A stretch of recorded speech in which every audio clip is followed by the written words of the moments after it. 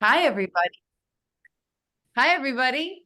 Welcome to the first Ecom Cooperative webinar of 2024. I'm Liz Downing. I'm joined here with my co-host, Yoni. Yoni, do you want to say who you are? I think everybody knows you, but Yeah, just Yoni Mazur, based here in New Jersey, across the river from Manhattan. I'm from Gatira. I'm the Chief Growth Officer and the spokesman for the Ecom Cooperative, and glad to be here. thanks so much. So we've got a bunch of our friends on this call. We're talking about tips for 2024. There will be more than 24 tips, spoiler alert, but I just wanted to get everybody together in the same room, and I want you to feel free to ask your questions in the chat. We were going to cover a wide range of topics to see if we can get as much information out there. And then after this webinar, the recording will be sent to you, and we'll also have a way to contact all these really smart, nice folks so that if you need to know more from them, you can get a hold of them. But first, let's do a round robin and introduce ourselves. Does anybody volunteer as tribute First to victim is, start with the titles, Liz, whatever you're sending titles, it's all good. Drew? Drew, yeah, go ahead. Hey, everybody. Andrew Morgan's here, founder of Marknology. Just excited to be here on today's panel and the first of the year for Teco. I've been a member since the beginning, so for several years now. One of the best communities I'm a part of. Just here to learn, here to share, and hopefully get to connect with more people, sellers today. Thank you, Andrew. I'm just going to go in the order that you are in my tiles on Zoom. So, Jamin, you're next. Sure. Thanks for having me, Liz. Yoni, great to be here. Love Teco. It's been a great group for me as well. My background has been in building brands and buying brands back from 2001 through now. And so I had some background in that, so was very involved with the Thrasio as well, with their story earlier in their days for the first few years. And now we are very active trying to help brands that we own or partner with grow in value. So that's what we do through our operations and through our strategic support. Thanks, Jamin. Zach, you're up. Hi, everybody. My name is Zach Wiesner. I'm the digital marketing manager with Commerce Rev, just an Amazon and Walmart agency based out of St. Louis. We have a warehouse, so we help with any logistics needs. Liz, my favorite color is yellow. Excellent. Weber. Hi there. I'm Andrew Weber. I'm the Director of Market Research over at Momentum Commerce. We're an Amazon and kind of all e-commerce focused consultancy, but very focused on Amazon in particular. I've been in this role somewhat recently, but then have been doing research and this type of thing for several years now. So excited to chat with you guys and share some really nice tips. That's a shiny new title, too. It is very shiny. All right, Becky. Hi, I'm Becky Trowbridge. I'm the digital marketing manager at eComEngine. Liz and Yoni and I go way back. Been working with actually a lot of you for a long time. So I've been here for almost 7.5 years, which feels like a really long time in e-commerce. But eComEngine has 3 main software solutions. We have Feedback 5, which is an automated feedback and review request software, Seller Pulse, which helps you monitor your Amazon listings for things like buy box suppression, track search suppression, and any changes to images, description, things like that. And then Restock Pro is FBA inventory management. So kind of all those areas for tips today. Awesome. Mr. Kramer. Hello, everyone. Name is Ryan Kramer. I think I was the 7th person to say yes to the Ecom Co-op, or like the 2nd business to say yes, or something like that. Something crazy someone told me one time. But love the organization. My background expands into building brands and D2C for home gift garden companies to software solutions, working with Viably back in the day, helping brands now internationally grow on different marketplaces and Amazon. So my background is quite extensive. My brain is big because I get to talk to smart people all day long. And I hope to share a lot of great insights, tips, and tricks today from sellers that we're helping grow internationally in Amazon's marketplaces. Favorite color is blue. Awesome. Liz. The other Liz. Your name is my name, too. Hey everybody, I'm Liz Beavers. I am a product marketing and partnerships manager over at Viably. Quick bit about Viably. We are a digital banking platform and working capital provider for e-commerce sellers. So lots of good stuff that sellers need. And for me, my favorite color, it's a hard one. It's not going to sound great, but I love black because it goes with everything. Super excited to chat with you guys today. We're glad to have you. And last but not least, Isabella. Hello, everyone. My name is Isabella Ritz, CEO of Ritz Momentum, because we're always here in Momentum. We're doing product research and validation, making sure when we're developing your product, it beats your competitors before you spend a dime on inventory. My favorite color is red because I love passion, and I think it's the most powerful color. But when I want to feel girly, I like pink. We have another momentum point here. We have momentum commerce, right, Andrew? Weber. That's right. So we got double Full momentum. double down. Double momentum, double Andrews, double Liz's. They have doubles. 24 for 24, right? 24 Yeah. tips for 2024. Another It's double. fortuitous day. So I thought about how I wanted to organize this and I decided not to, which is very in keeping with my personality, if you know me very well. And it usually works out okay. So I thought that I'm just going to call on people, and I want the conversation to sort of like form around that. And Yoni, if you will do your magic with the polls, I think that that will help shape the conversation as well. And I know that some people have some time constraints and some people don't. Some people have to jump off to other meetings. People have people coming to visit them. So, and I want you, the audience here that are joining us today, I want you to interrupt us as often as you like. So raise your hand, post in the chat, post in the Q&A section of Zoom. We want to tell you what you want to know. That's the whole point of this. So if we get down a path and you've got more questions about that topic, we're not going to jump off until you know what you need to know. So that being said, Jamin, what was the first thing that popped in your head when I said, I want you to think of important tips that people need to know right now to be more successful on Amazon and other marketplaces? I think a lot of us entrepreneurs want to go, me as much as anyone, be bold, be fast, be quick, and go. But I think the first thing we need to do sometimes is pause and create a plan. Think, pause, create a plan. And so many folks now are dealing with profitability issues. And so in particular, I think that's a good thing to pause and think about, is how to fix profitability issues. Amazon has gotten so much more expensive, as we all know, over the years.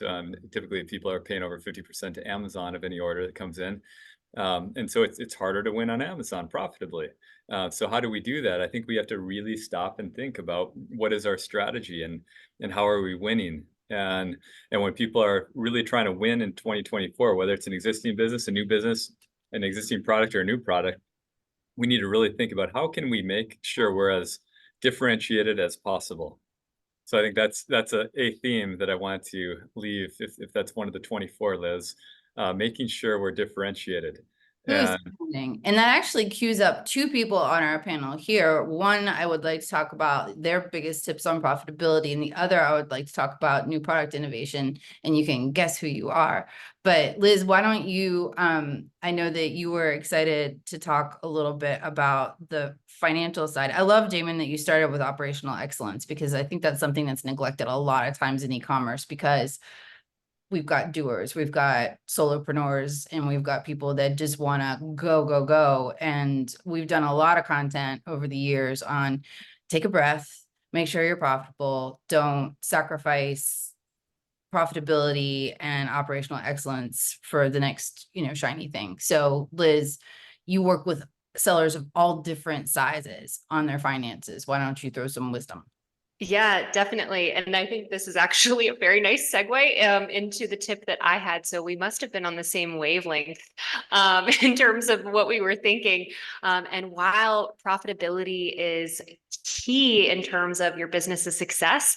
That's only a part of your business's story. It doesn't tell it all. And another component of that that we strive to help sellers with, and I really think is going to help achieve your success this year, is really understanding your cash flow. So get to know the pulse of your business finances.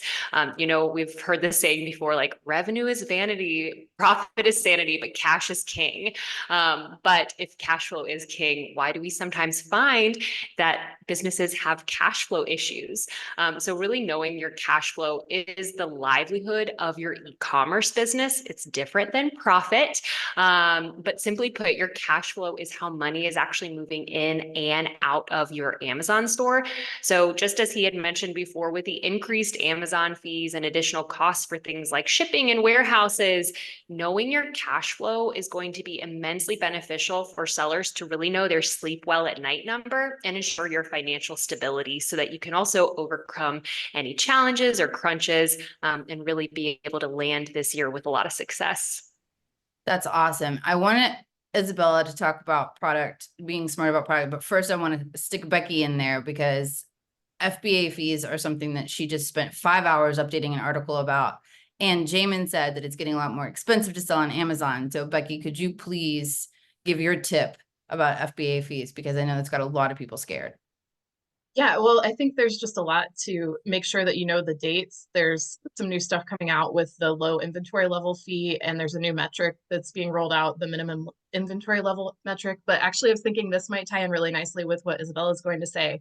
I think one of the most interesting things that Amazon's really pushing right now as part of their sustainability initiative is the ships and product packaging program. And I think getting into a little bit of Gatita territory too, really making sure that you're paying attention to those details as you're designing your product, as you're thinking about packaging. What can you do to reduce costs as much as possible? Because FBA fees are going up. They're probably just going to keep going up. They've been going up for the past several years. And like we were talking about before, about 50% of when Jamin was talking about 50% is going to Amazon. What can you do to make sure that you're bringing home as much as possible while still preserving? I mean, we always talk about seller feedback, right? We want to make sure that you're delivering a good experience to the customer, your product's showing up as it's expected to and not broken or anything like that. So yeah, there's a lot to think about with FBA fees this year for sure. Well, and let's make sure in the show notes that we link to that article that you guys have. eComEngine has such awesome content, and Becky's the brains behind it all. Yeah, Becky, drop it in there in the chat if you can. I'm gonna take Sure. a moment. Yep. And we'll put it in the show notes too.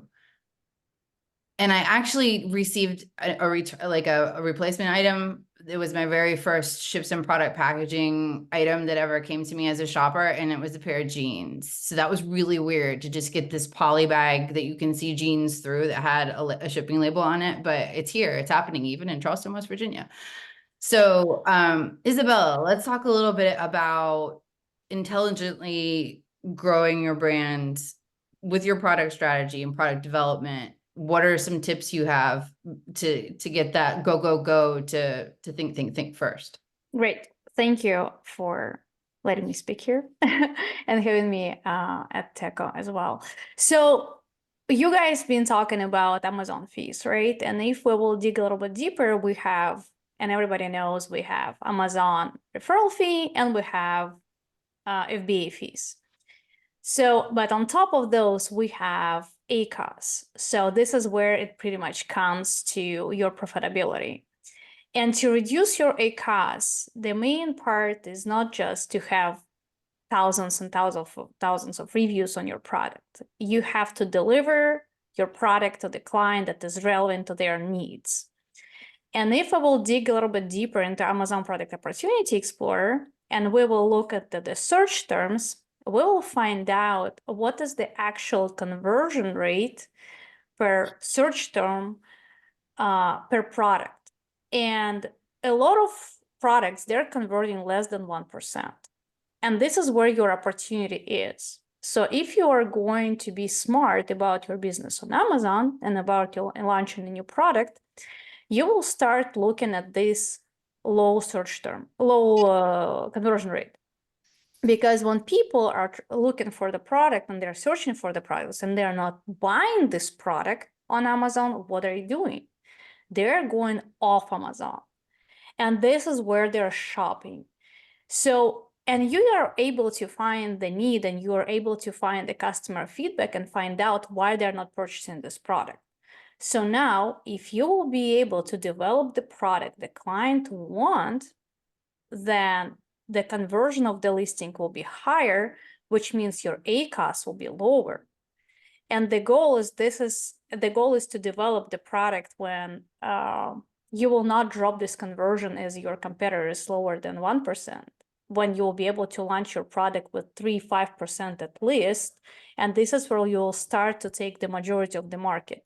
So we have practices when we launched products and we had competitors were like 400, 500, 600 reviews around us. And by launching product with like 0 reviews on it, we took 40% of the market just because we developed the product that customers been searching for.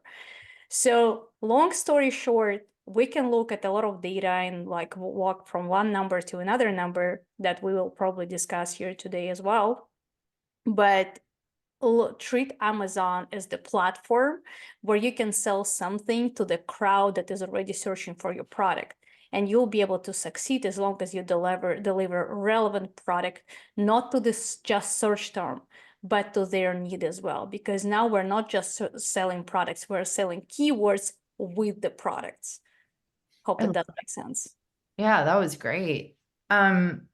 We have a couple of people here that are really good at advertising, and I feel like ACoS came up, and I bet there are several tips around ACoS, but I don't want to get off topic, and I want to keep the idea of we have to keep innovating, we have to keep learning new things, we have to keep expanding, but we have to do it in a smart way. We can't be go, go, go, go, like Jamin said. So somebody interrupt me and either give me a tip about ACoS management, ad management, or take it in a different direction. I just wanted to build off something Isabella said, which I thought was interesting, which is like when you're developing the product, right? Now you're not developing for search. But what we found is kind of once your product's actually live, the tweaks you want to make should be search responsive. Kind of in like what we've kind of said is like search and not category is kind of actually where your competition is, right? And that's how you actually build a better strategy, is not by thinking we're going to look category wide and adjust, price based on that, or adjust, right? You're looking specifically at what products show up most often alongside your product in search. And like we've kind of developed measures where it's like around relative price, relative review count, relative rating to specifically those products that show up most often next to a given product in search.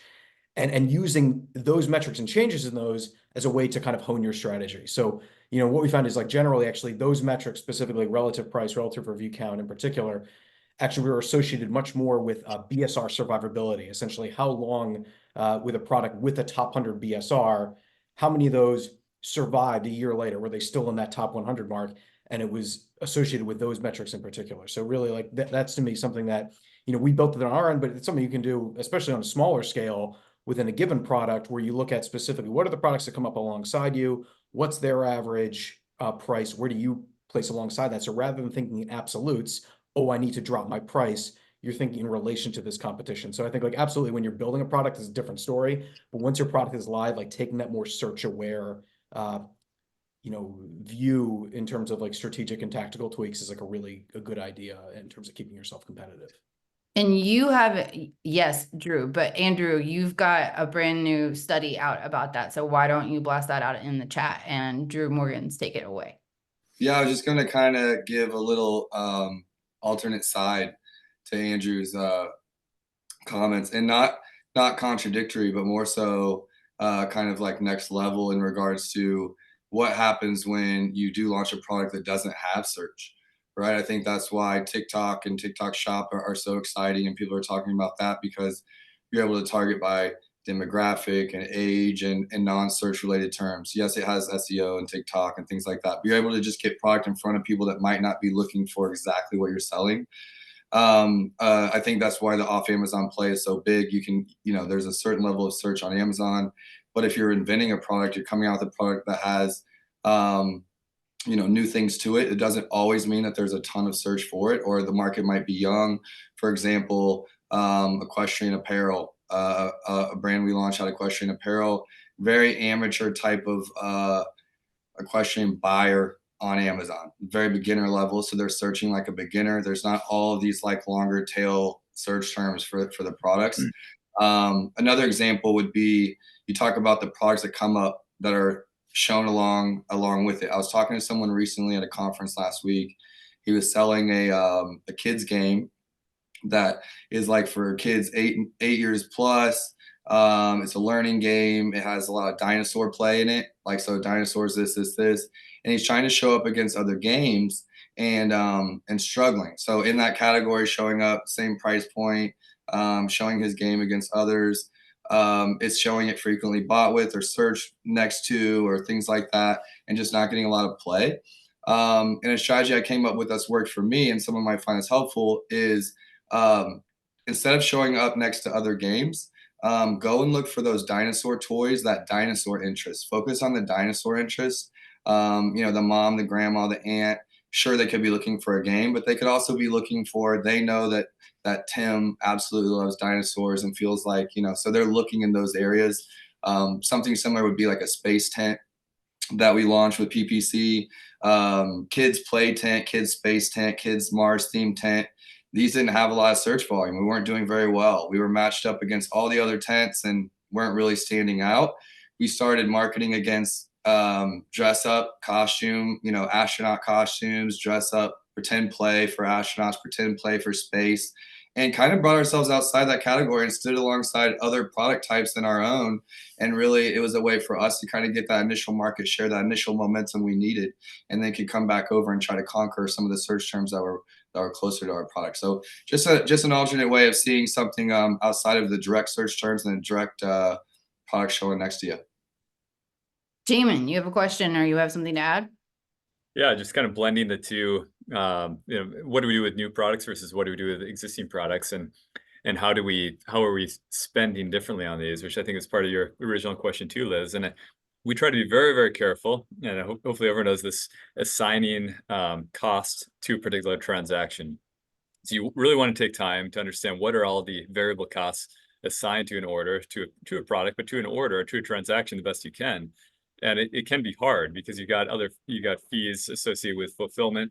If you got multi-channel, if you've got other costs in your business, if you've got 7-figure, 8-figure, there's a lot of costs. It can be tricky. So you want to be very careful, assign the right costs, and so you understand not just your revenue and gross margin, but truly your variable contribution margin. And then you can assign the right types of advertising budgets supporting this. You know you're breaking even or hitting your target for profitability. So we do that with existing products.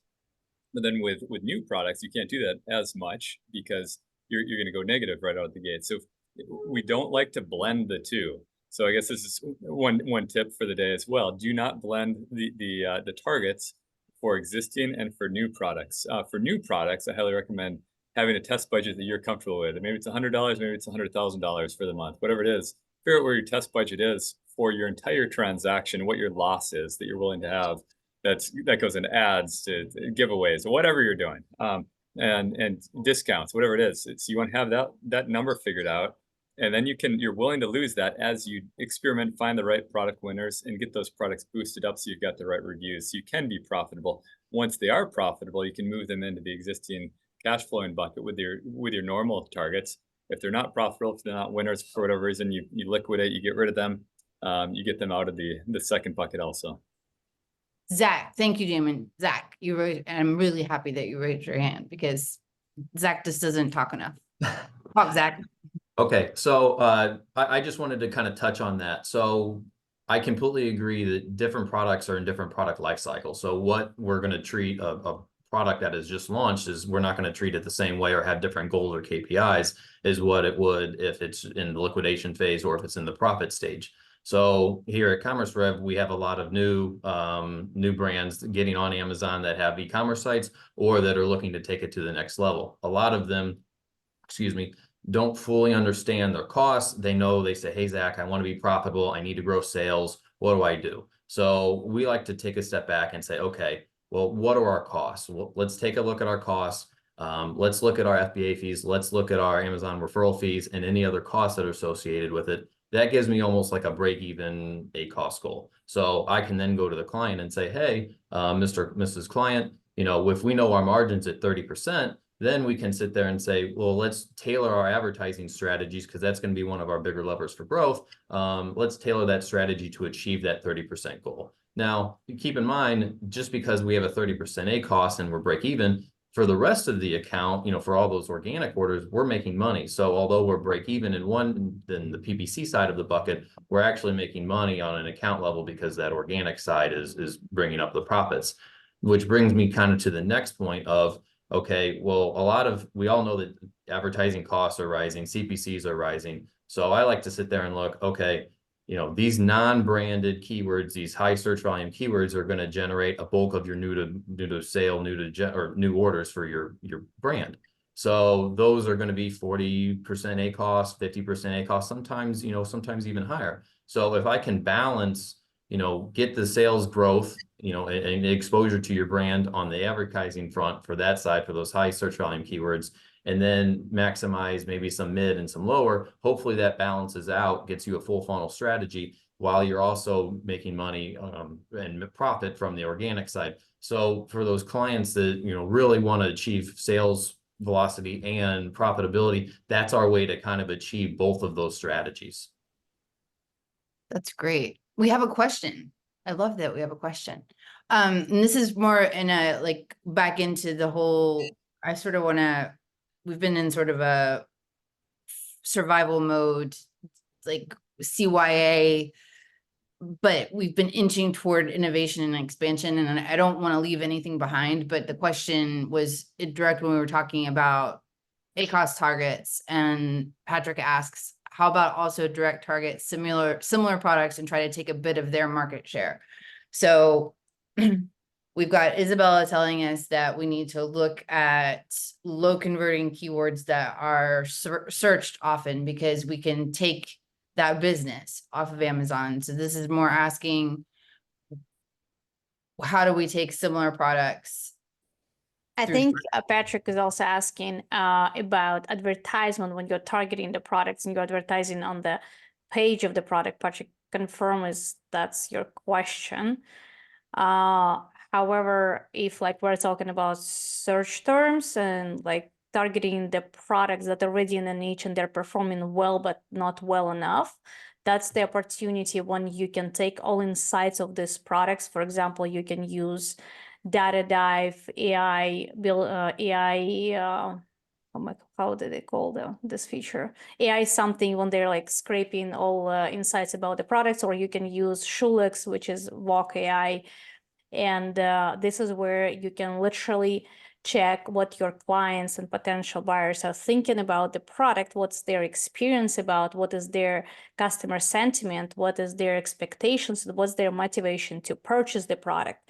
And on top, so for example, sometimes, like I mentioned that we are selling keywords, and why we're selling keywords, because sometimes, for example, you want to sell a tumbler. Nobody's selling tumbler please, as a new product. So it's just an example. So for example, you want to sell a tumbler like 20 ounces, and then you're looking in the search terms and people are looking for red and black with the white dots tumbler. And there are, for example, like 1,000 searches, and another one is searching for black and white red tumbler with the handle. And then you can find around this tumbler several keywords that will be agglomerate, for example, like 12,000 searches a year or a month. But because nobody's probably selling this type of product, you can take 30 or 40% of this keywords just to yourself and convert it into the sales, if it does make sense. And then this is where we have to take a look why people are not purchasing several different type of the products, and how you can convert these products into your, how you can convert these sentiments into your product development and take all the sales to yourself and be just one on the market. Even thousands of people are selling tumblers, you can be just one that is selling this specific tumbler. I hope it makes sense. Yeah, I want to also kind of share the Patrick's I guess angle. He says that I mean, when launching a product with low sales volume or the market is still young. So if I connect it to his original question, how about also direct target similar products and try to take a bit of their market share? Well, I guess the market is still young and they have low sales volume. I can take that one. I can take Go that ahead. one. And Go ahead.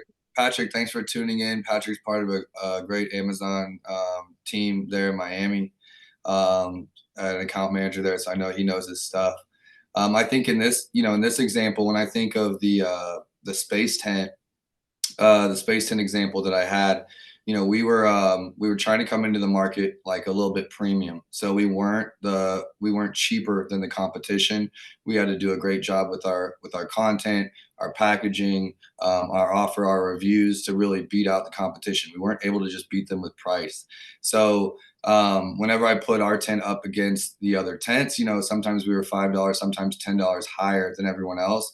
The direct targeting my tent versus their tent, we just weren't getting the win. The product was too similar and our price point, a little bit higher, and we weren't winning. Now, I did find that whenever I put my space tent against, let's say, other outside adventure toys, like a kid's Jeep, a princess castle that you set up outside, a couple $100 items, basically, all of a sudden my $40 kids space tent was performing. Now, that does not help me with organic search that we need to have. We will need to have organic search after a certain amount of time where we are ranking for a kids space tent, kids theme space tent. What I don't like about direct targeting or category targeting, it can help you get momentum. It can help you see opportunities, help you, like I mentioned, dress up or pretend play. I changed all of my content in that example to start, instead of it being educational about space and all the science behind that, we started being like, this is about being outside with your kids, putting down the iPad, putting down the computer, go outside and enjoy time with your family, with your little ones, and started selling it in that way because of how we were selling when we compared to other people's products. So we went head to head with the tents, didn't work. We just weren't there yet, couldn't get a lower price. When we went head to head with other adventure toys priced higher than us, we did well. So it was just a product. I talk about this one as an example because it was definitely one that we were struggling to get. Kids play tent would bring sales, but not at a sustainable ROI.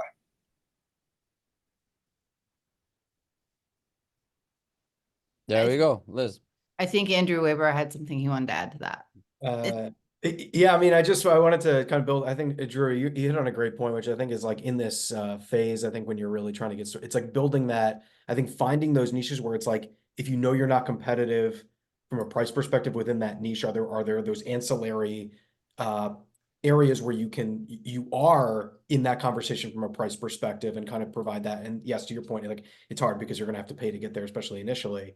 And then I think, you brought this up earlier, but, utilizing other off Amazon, more top of funnel means to drive attention, whether that's TikTok, Instagram, etc., is really, really important in those circumstances, because that's where you see generally, and we've seen this before, is like, it's this aspect, I think we call it, brand equity or brand rank, at least within the context of Amazon. But if you see branded search in particular ramping up, like that's a good positive signal. What you're doing off of Amazon is working, and that allows you to really hold on to that premium price because people are searching literally directly for that brand name, and that like makes a huge difference. So we're like, and it's also where if you're seeing that branded search come in, we've seen this where like actually some of our clients that have seen branded search kind of rise and rise and rise, that actually allows them to pull back a little bit on advertising and improve profitability, because you don't need to defend your branded terms nearly as much, because people are really coming in to like spearfish specifically for your product. They're not going to be, persuaded by a competitor up there. 100%. Ryan. Yeah, I want to chime in and kind of like think a little bit bigger too, because we're just talking about, it seems like a lot of .com, but for brands who are looking in other places, there's a cool tool within Seller Central called Marketplace Product Opportunity. It's a tool that allows you to take your source store either in the US, UK, Germany, or Japan, and actually shoot out and see where other people in other markets around the world are also searching for your product. So that can be in the last 360 days. Why it's not 365? Ask Amazon that, but it's 360 days of data where like audiences are searching for your product. So you can see top search terms for your category, also opportunities for certain products to go into certain marketplaces. For example, I know we were looking I guess tent or camping is really big right now. My example has to deal with tent. It's like a sleeping blanket for a seller. His top search term we look for in Germany, right? Not a big search term at all for this brand in Germany. So there are different components on how people either look for products or are searching for it in different marketplaces. Doesn't mean that they're not wanting your product. It means that they're looking for it in a conceptually different way. So we have to think about how we as humans and as shoppers are also speaking and are looking for that product. Like, what are we naturally looking for that? And those are the kind of research and the localization you have to get smarter with, right? Like, what imagery looks like for your product in Canada versus Japan versus the United States.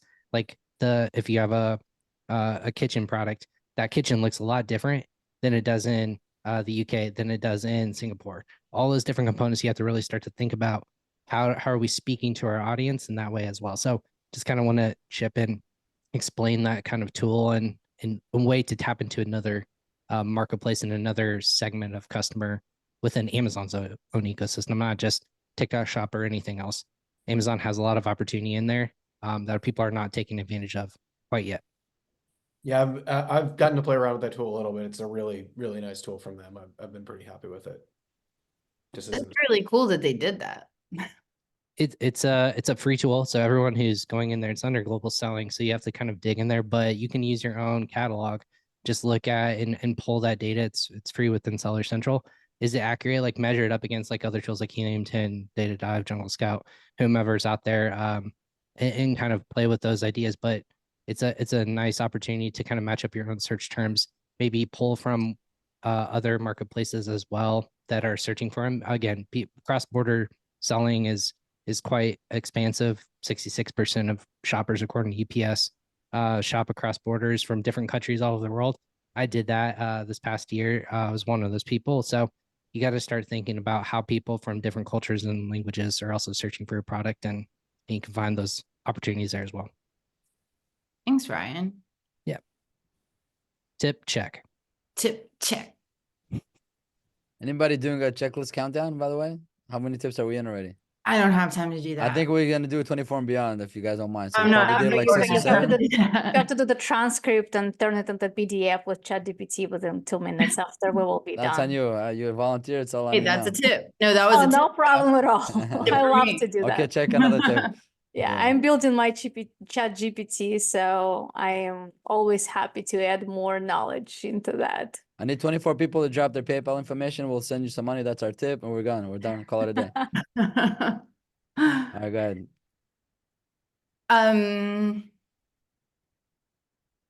I don't know if how much I think I saw the poll question come up, but I'm curious about for the folks here, around as you're kind of tracking BSR and kind of how you're utilizing that kind of within your own planning, et cetera. I think it's one thing we did I'm actually surprised by the result because overwhelmingly no. I'm really surprised that sellers are not closely monitoring their organic ranking and BSR on the platform.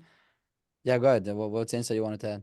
Yeah, I mean, I think it's definitely something that I think it's the more you scale, I think it's obviously it becomes more difficult, and you kind of have to do this more systemically. But we've definitely found that it's helpful to track it especially as you're undergoing, let's say, strategic change, right? Okay, we're going to start ramping up advertising.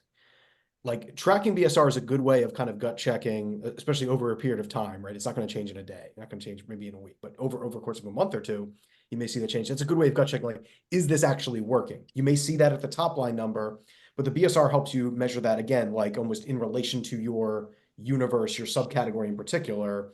Is this really having impact from a market perspective? Because, right, the classic thing with Amazon is growing, so your sales could be growing, it could seem great, but actually, like, you're losing ground potentially depending on how much you are growing. So those growth rates change. We've seen them like really dramatically depending on the category. We just did a study the other day where like beauty has grown almost 30% year over year. You go to health and household, that's closer to 20%, right? So from a revenue perspective. So in that sense, your sales in beauty could be going up 20%, feels great. You're actually losing ground in relation to your larger category. Again, subcategories gets a little here. You have to look at So once that. again, the numbers is if the category is growing 30%, you only grow 20%, you're under the illusion that you're doing well, correct? That's kind of the micro Right, macro. yeah, it can get there. So it's helpful in that sense, like understanding, are you doing well relative to the marketplace, and are any strategic changes you're making really moving the needle outside of any, you know, top line revenue number that you might be generating. Nice. I love that. I think we're playing a lot with TikTok and TikTok Shop and TikTok traffic to Amazon. And so organic keyword ranking in BSR is a key metric and a key KPI that we're looking at outside of just top line sales. Like, what are the things we can do to drive that BSR ranking? You know, if you're ranking higher in your category, you're going to get more eyeballs, which leads to more organic sales, which leads to, you know, more profit. So I think very important KPIs, Andrew. And I want to piggyback on Ryan's thing just real quick too. Something, I've been in the space 13 years, and I would say, you know, the tools are great for product development and all the things that they can do. But I really like the tip about looking at the keywords in the search and how people are searching versus is there a product there that's already selling? Because so many times, you know, through the years, we've been the first to put a product on Amazon. So there wasn't a product already there to look at, to research, to be like, okay, this is stuff that people are buying. And if you're looking at Canada, you're looking at Australia, these are younger markets. Well, Canada being a bit older, but Australia and Japan and some of the other international markets, they might not have that product there, but I can tell you through experience, you know, 5, 6, 10, a dozen brands we've launched into Canada, let's say, and Canada became the lifeline for the brand. And we became the first one really selling in that category and really ranking in good, you know, in sales. There wasn't a leader already there. So, you know, really thinking about the international markets, using that search, the tool to see what people are looking for. And just because the tools are not telling you that someone's already there selling a teapot and selling 10,000 of them doesn't mean it's not a great opportunity for that product, where the market share might be really hard to get into on the US. You know, you might have an amazing product, and just launching in Canada or Australia or Japan is what you need to keep your business going. Yeah, piggybacking off that, we're just gonna keep handing this off like a speak stick or something like that. But there's a cool statistic. Like I'm fortunate enough to get stats from Amazon Global Sales Team, and when they looked at Prime Day this year, the first day, Prime Day 1.0 in the summer, day 1. We gotta be specific because there's Prime Day 2.0 and things like that. Anyways, the growth metrics. I'm a big component of data, and I really want to follow where there's opportunity, right? Like that's where ultimately entrepreneurs are growing. During Prime Day 2023, this past year, the EU5, which is UK, France, Germany, Italy, and Spain, those markets actually increased a total of 34% in sales year over year, as opposed to the United States, which is 8%. So going off of Andrew's stat, or kind of his point of growth is hard in certain metrics. You're not just competing on price, you're competing on just more products coming into the marketplace. But you got to look at where growth opportunities are available as well. Like the grass isn't always greener. I'm not saying go to every marketplace ever, get shiny object syndrome, but be smart with the data and find where those opportunities do exist. It might be TikTok Shop, it might be another Amazon global marketplace, but there is opportunity within Amazon's own ecosystem, and they really want those, you know, how you succeed within this ecosystem is evolving like it's always had in the past. And to us, a lot of sellers are just finding their core niches, whether it be a seasonal product or a really core product, to supplement kind of like the losses you might see or the staggering effects of a hero product in the United States. So those incremental gains add up 5%, 10%. We've had sellers grow as much as 40% Canada. It really, those add up over time, and they're less fees when you start to do the math and know the numbers are in your favor when PPC numbers aren't as high in other markets versus the United States in your category. So holistically, I'm thinking about taking brands globally or making brands bigger about that, and not just we're succeeding and just thriving on Amazon. Like that's not why we're here. We all want everyone here as a seller to think bigger, to be more successful in all the places you want to be successful. Ryan, I like how you put that. We need to, as brand builders, be multi-channel brand builders. And this is something that we've always been looking at for the last 20 years, frankly, is how can we push beyond one brand and build one channel and actually build a brand. You said something else that I agree fully with as well, which is you can't just throw up your product or your brand on 20 different channels or 20 different geographies. That is not going to work either. We've got a very, very methodical process for going into new brands, excuse me, and bringing a brand into a new channel or a new geography. First, we really want to look at what are the opportunities out there for a particular product, and based on who our target customer is and where is our target customer, which geography, which channel, figure that out first, and then we figure out really we sort them, stack rank them, and figure out which ones require new capabilities that we don't have today, which are riskier, which cost more to enter. What is the cost of inventory? What is the profitability margin of each one of these? And really start comparing these and prioritizing these, and then putting in the budget that we can allocate into however many that our budget will allow, the top 2, the top 3, whatever it is. And then we can go very deliberately, very mindfully, and have a plan to build a multi-channel brand.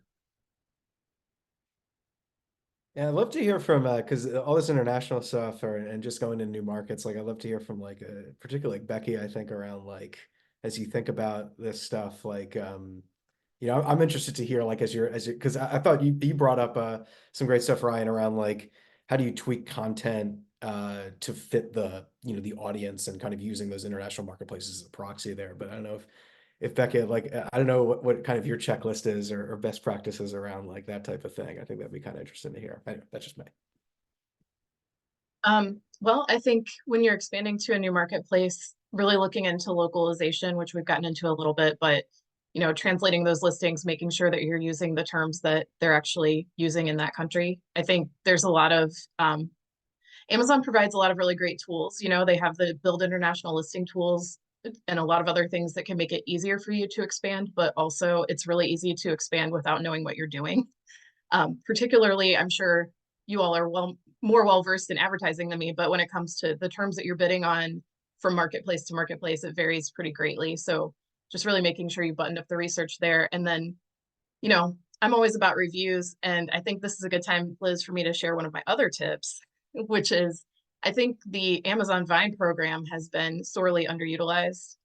There's been a lot of changes with the way it works. It kind of like closed down for a little bit, and then maybe it didn't close fully, but it was very confusing. The pricing was confusing, and they recently announced back at Accelerate that you can actually send in 2 ASINs for free per parent product. And I think if you're not doing that as a seller, regardless of where you are, that's just a really good way to get those really quality reviews. We know that Vine reviews, it has a higher weight in the Amazon algorithm.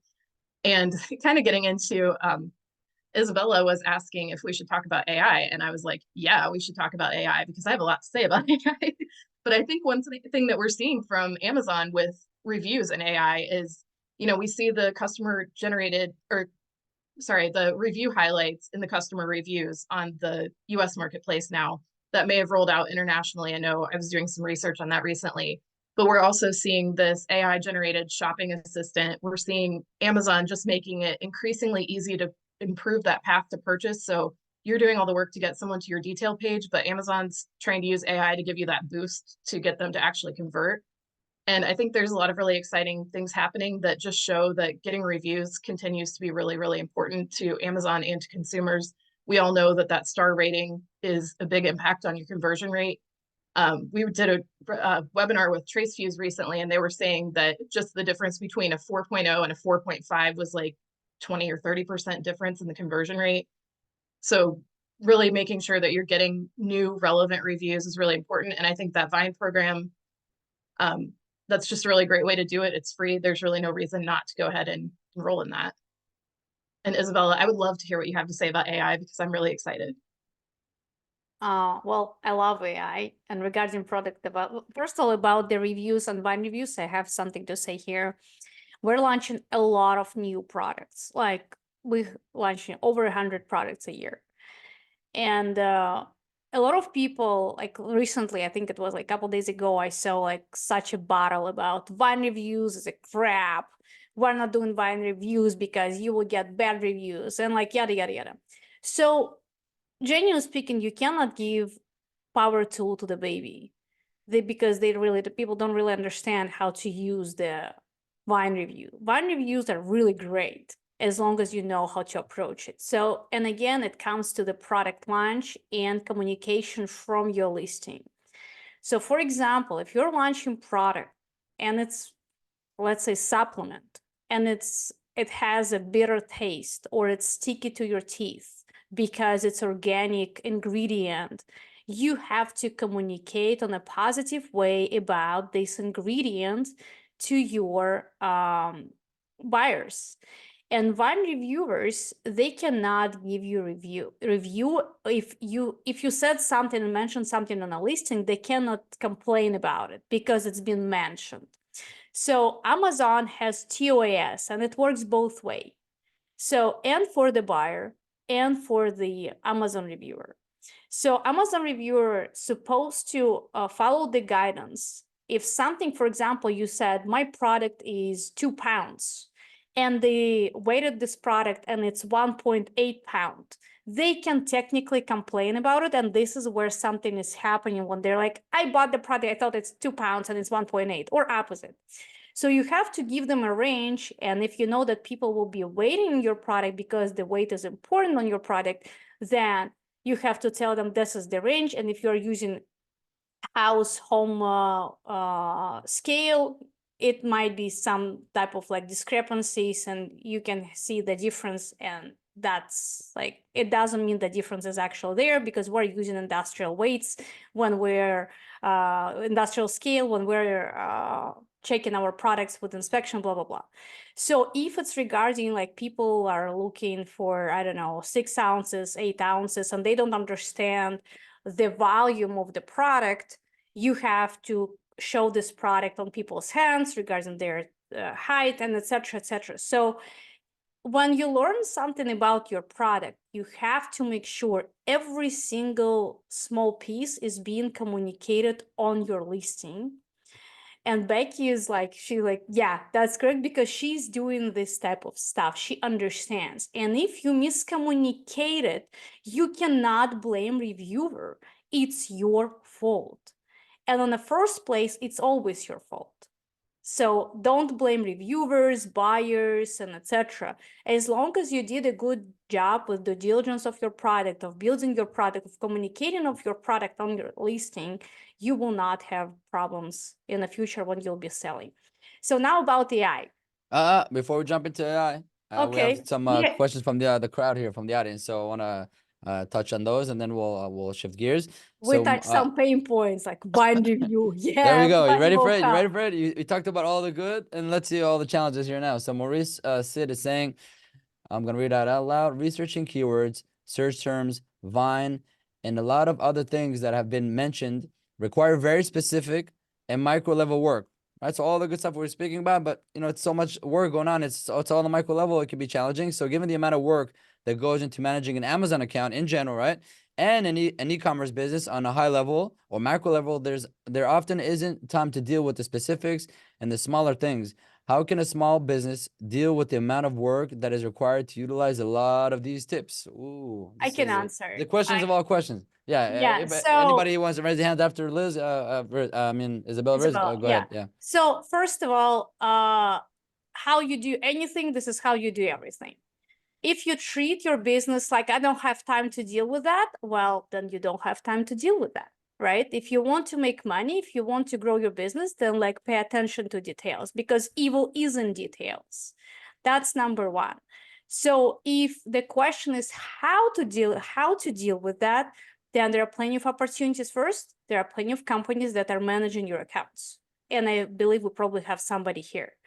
Then you can always hire VAs that are trained to do Amazon, and plenty of consultants. So it's simple. Like, instead of blaming and complaining, you just have to make it work. And that's the challenge of any entrepreneur, is just to make your business work. That's your job. I have somebody cutting my grass, so I will mute myself. We can't hear him. We can cut on. No worries. I mean, I have something out there. I think like one way, maybe you can think about it, getting back to the question, is like, listen, I mean, doing everything all at once is going to be naturally intimidating and feels like impossible. I think like the way that we've kind of done it, and this is especially true when you're, again, it's maybe a little bit smaller, you've got a limited range of products, but focus on really, there's a way to kind of prioritize, right? the first priority is what's your main driver as a percentage of revenue, right? You want to make sure that one's obviously like the most, put together, and you want to really take the time, especially on that one, to do those little things, like Isabella was talking about, because the little things do matter, right? And on that product, if you need to focus on a specific product just so you can actually get things done, that's the best product to focus on. And say after that, right, if you're launching a new product, those also require, again, more individualized attention from, okay, is the content up to snuff? What changes do I have to make?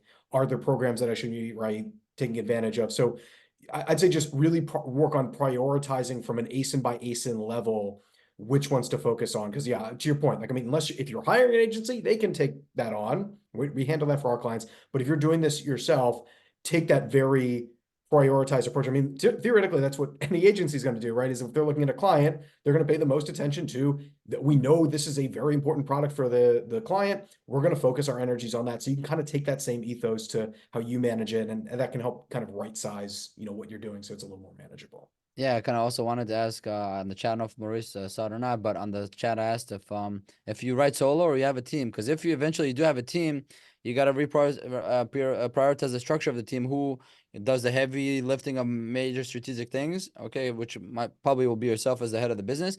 And all these things are technical, but they're just a grind. You have your VAs or team members doing it effectively, clock in, clock out. So you have a structure, and things are just, incrementally improving over time because you're consistent and deliberate at it, and really maximizing all the opportunities that the marketplace and the tools and the features and the programs are giving you. So you should have that in mind if you write solo. I think your next discussion is, how do I expand this and get some help, either with an agency or maybe my first VA, call it, to get some help. If you're already there and you're still confused, let us know. Also, I want to touch on, let's see here. I think Patrick mentioned that I like Vine and I use it a lot, but I noticed that if the product sometimes is high ticket product, Vine is not a big help. I think because customers pay taxes, and when they are with Vine, they expect free. So what do we guys think? And just a quick bundle on that with Alexander saying the new Vine program has different fee tiers. Where the first one is free. He's asking, are we able to use Vine twice on the same ASIN? So that's kind of two touch points. I don't know if somebody wants to quickly take them. I So- will just, oh, sorry. Yeah, go ahead. Go ahead, Becky. I was just going to say, for pricing, you can only enroll ASINs that have FBA offers and fewer than 30 ratings, but also after you enroll an ASIN, you can't update it to a different tier, and you can't add child ASINs. So that's 2 free units per parent ASIN, but you can't say, oh, actually, I want it to be 30 after you've enrolled.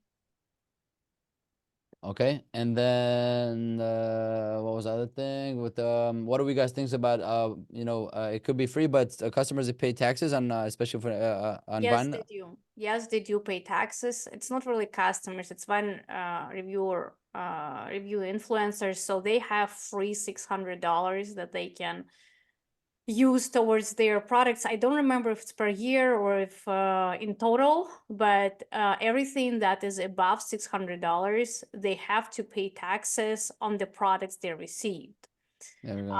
They also have, I believe, some type of the rule that they can keep this product for 6 months, and after 6 months they can resell this product, which is painful for the sellers, because sellers don't know that somebody can then resell their product, and then they're surprised like who is selling their product. But those are Vine reviewers selling them in a new condition or used or whatever, and they have 100% of rights to do that, because anybody can resell anything, and that's The first sell doctrine, yeah.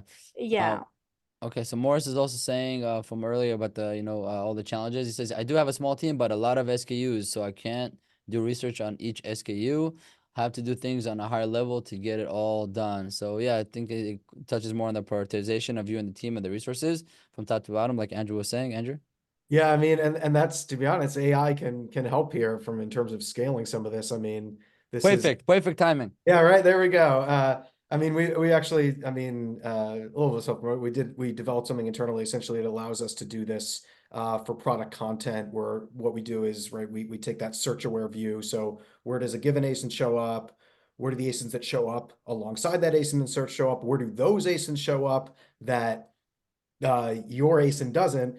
And then we kind of build a keyword map on, okay, what keywords are associated with those ASINs that your product is not associated with, that also have high search volume. And then we'll essentially like provide an AI recommendation on the copy. Now, Amazon does this too, but it's not a search away, right? They're going to give you, they do have AI provided content optimization, but it's mostly just like very high level.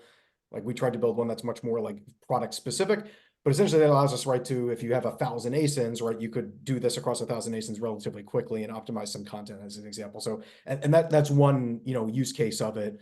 But right, that allows you to kind of take this more bespoke approach, and within the right guardrails, right, you can use AI to help, you know, scale it, let's say, across a lot more products in a quicker period of time. Nice. Okay, we're in AI, right, Liz? We are, and 60% of poll respondents said that they do not use AI products for their business. So why don't we all give them tips as to how to Drop leverage? some carpet bombing on tools. Go ahead, make a list. Anybody here, just drop all you got and some cool tools. You can drop the name, but also a little bit about the use case of the tool. Let's do a little quick round. So I I'll think it's, volunteers. oh, go ahead, Liz. Go ahead, please, Liz, go And ahead. no chat GPT, First, please. Come Liz. on. Which Liz? All the Liz's. If only we could speak at the same time. It's interesting that it's overwhelmingly majority aren't using AI tools. I think that's kind of crazy because there's so many great ones out there as evidenced of like needing to just make a list. And I think one of the other tips that I would also recommend, especially coming from a working capital provider, is because there are so many AI tools out there. Number one, take stock of some of the great free ones that you might have access to at your fingertips. There are really some excellent sources that are out there, but also if you are looking for AI tools that come at a cost, really sit down and think about what the return on that investment is going to be for your business. We understand that these sellers are really operating on thin cash flow margins.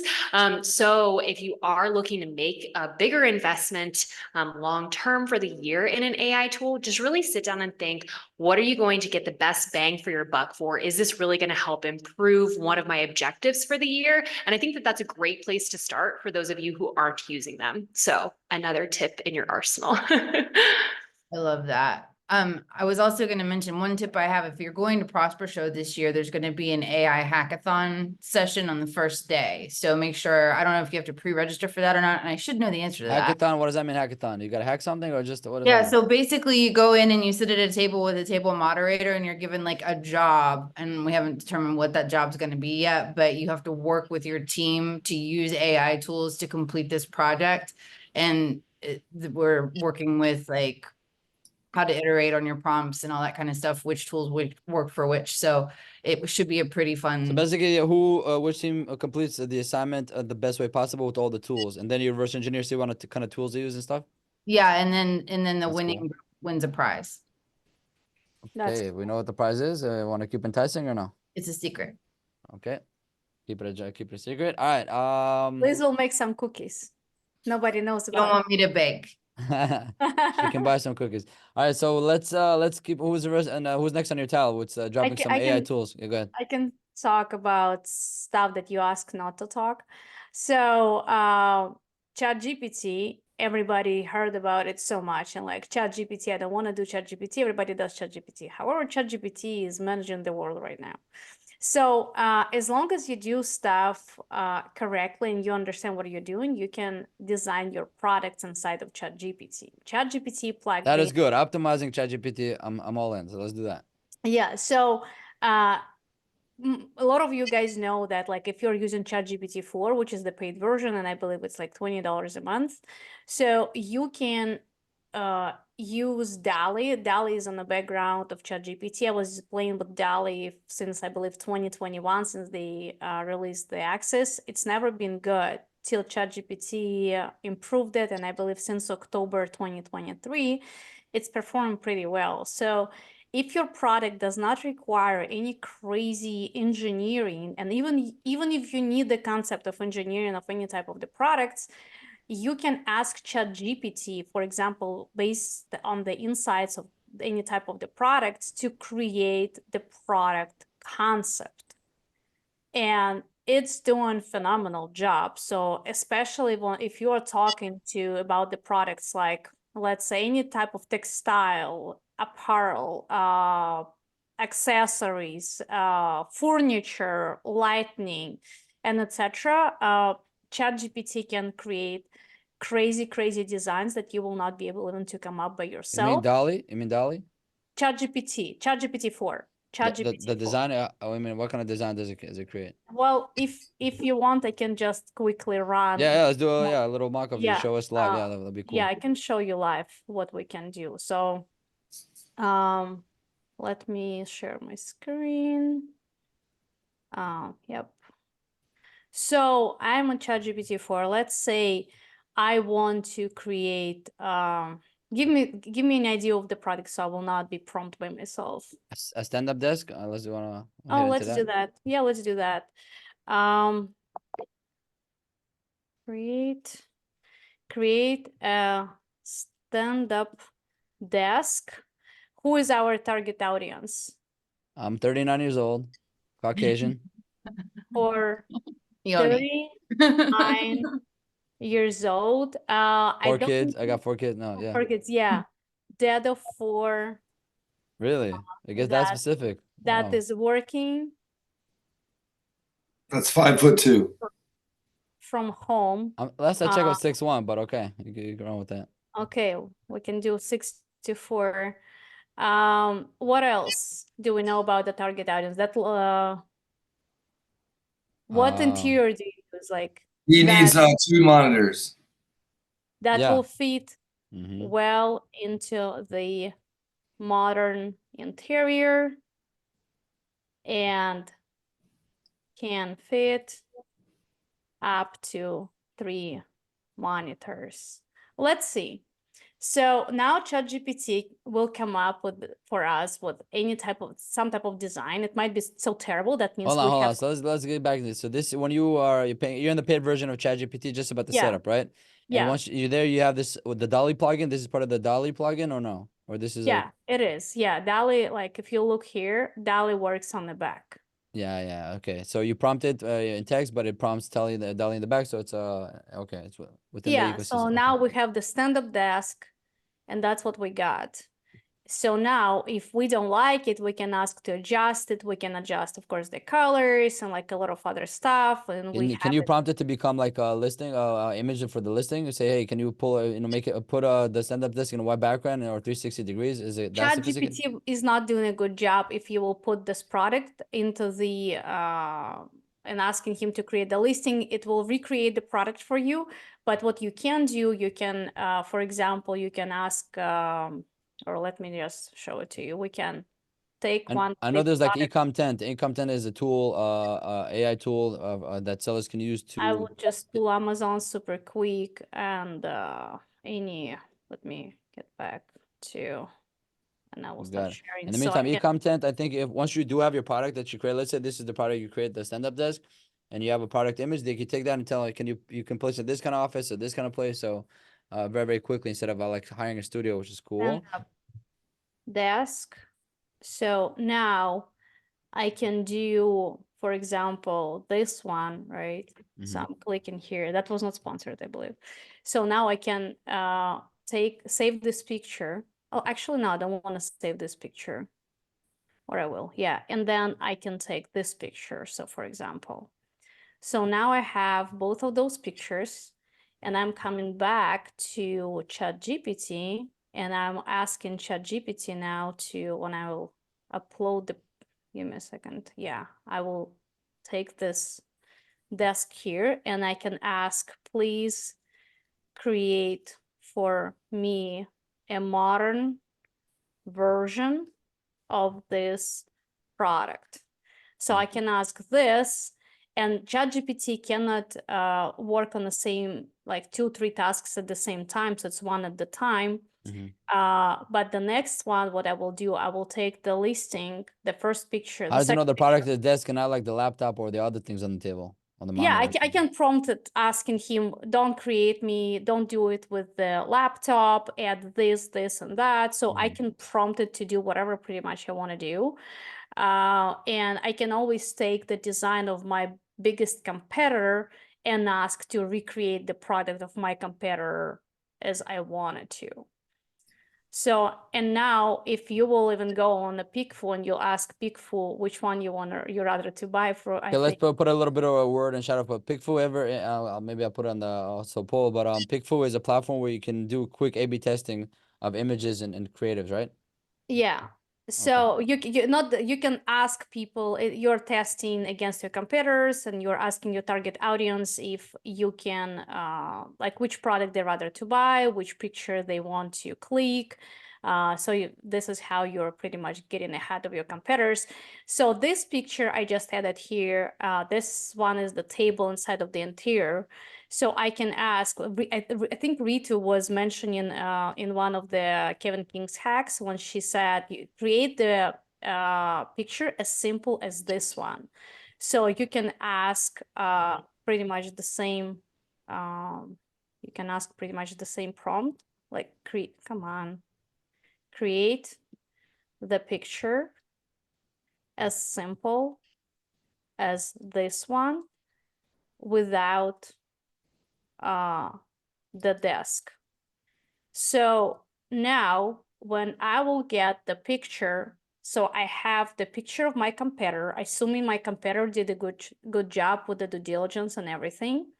And now if I have the product that I want to advertise on Amazon or create the listing or list on Amazon, I can include my product inside of this picture using whatever, like Photoshop, or you can remove background when you just take a picture on your phone, and etc. So it's like with few clicks, you can create a listing based on your competitors. And for example, here, like I can recreate the picture, of course, but that's the point. So we have the same setup, just better and more modern. And now I can include my stand-up desk here with cherry on top with desks and like with laptops and everything I want to have here. So this is how, like in 2 steps and 2 words, you can use ChatGPT by recreating products. And of course, that was like the very simple prompt without like me trying to come up with something crazy, but it's affordable for everybody, $20 a month. Yeah, definitely. Super powerful for $20. It's actually pretty crazy. But yeah, Andrew, it seems like Yeah, I mean, something I you love wanna- that. I love that demonstration. And it's just kind of an interesting thing. I know when we were, I think it's like, it's figuring out kind of in certain circumstances, which you've kind of figured out, right? For certain areas, it's really helpful, right? One thing that we were thing where we were dealing with was when we were doing our content recommendation application of it, is obviously like Amazon, right, has requirements around the length of, let's say, titles or bullets, etc. And what we found is that AI would typically, despite even if within the query you say like this has to be 50 characters, it would blow right past that all the time. And it's like very not great with like what you would consider simple mathematics. So this has become like something that we had to like deal with, and we eventually kind of like figured that out in a good way to kind of get that. But it is something to just be aware of, that if you're kind of using it in context, especially where any kind of math is related at all, like do not like double check it, because it may be wrong. That's just something we learned from experience there. Yeah, when you're asking, and that's a good point. When you ask ChatGPT, please, like for example, I'm prompting sometimes Instagram reels or like different captions that I cannot come up with within a second by myself when I have just 5 seconds to post the content. I'm asking, please create 200 characters caption, blah, blah, blah. It's creating caption, it's good. Sometimes it's terrible, but most of the time it's good if I'm given the right prompt, but it's not the amount of characters I'm looking for. So I'm trying usually to ask, like, make it shorter, but it never fits at like exact 200 characters or something. So yeah, there is some side effects that they still have to work on, but still good enough to utilize. Okay, I'm talking a lot, so I'll let you guys speak on this thing. I feel like AI and the need for good prompts is like upping everyone's ability to ask great questions and communicate well with English again. I don't know about anybody else, but you just have to get more specific and more specific and more specific. You can't make assumptions that it's going to do this. Just playing around with it, it's all about the prompts. And I think in general, it's like weird because technology has kind of brought us away from the written language and being great with our words, impeccable with our words. And I feel like AI is kind of bringing that back by the way that we're wanting the prompts or wanting it to do work for us. I think it's really cool. It is very cool. And you're right about specifics too. All right, let's I'm keep using moving. I'm using drop AI. some tool names that are useful, and yeah, What the purpose Yeah, of I'm it is. using read.ai. It's not exactly an e-commerce tool, but it's probably one that we all can use or something similar. Can you drop it in the chat, the link? Yeah, it basically, it jumps in on our calls and it shows engagement. So think about it having a call with your team or customers. It's showing engagement. It showed how many people participated. Were they active in the call? It takes notes for you. It has a list of the questions we asked each other by team. So really, in a way of summarizing kind of your meetings and making sure you're getting the nuggets there and the takeaways. It does a really great job. Is that of like Gong? I think it's called Gong. There's another one called Gong. If I'm not I think there's mistaken. quite a few. I mean, this is one of the first ones I found, and I've There been are using. plenty. There are other AI, and we've been comparing other AI, Read AI, and Fireflies, and we're staying with Fireflies because Fireflies does for you great transcription, and it's transcribing everything you need, and it's pretty simple to use it with ChatGPT later. So, and all of them are pretty much giving you the same insights. But Fireflies, I believe they have unlimited transcripts, which Auto AI and Read AI, they have limitations. Anybody hear about that? It's called Genie Reviews. Anybody try that? Okay, you can put your ASIN in. It gives you kind of a review of, especially if it's a competitor, it gives you a breakdown, the good, the bad, and the ugly of your competitor. So I'm gonna drop it here. You guys can try that. Let me know your feedback. Another one that I see around is the eComtent. You guys have heard of eComtent? No, another one to the reviews. This is what I'm using. I'm using Voc AI, which is Sholux. And they are script. Drop the link in the chat. I want to harvest this for later on. We'll make a show notes.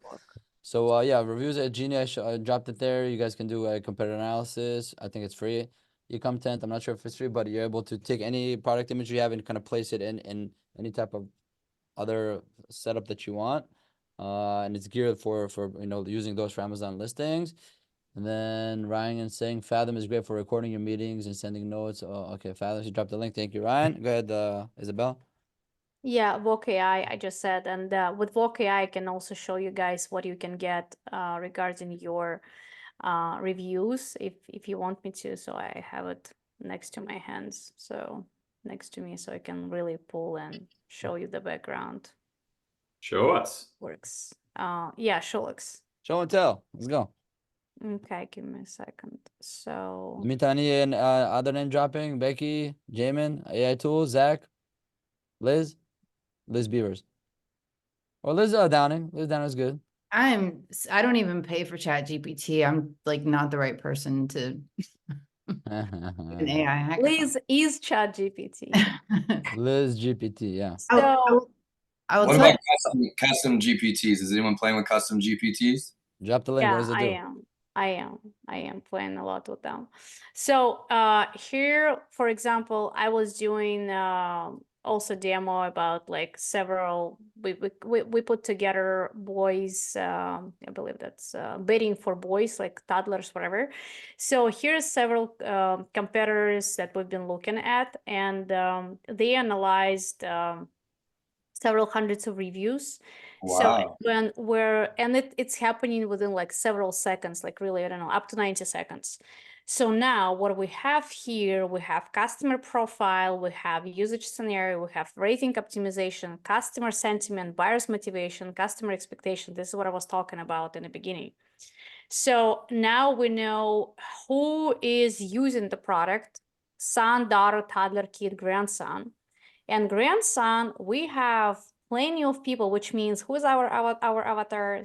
Grandmas. So why we would not go on TikTok and start targeting grandmas, right? Instead of moms and dads, because high likely advertisement for grandmas will be much cheaper here. And then this is when, and for what the reason we're purchasing the product is like for Christmas, for nighttime, for spring and summer. I don't know why they skipped fall and winter. So now where they're using this product: baby crib, room, nursery, toddler, bunk bed, and cribs mattress.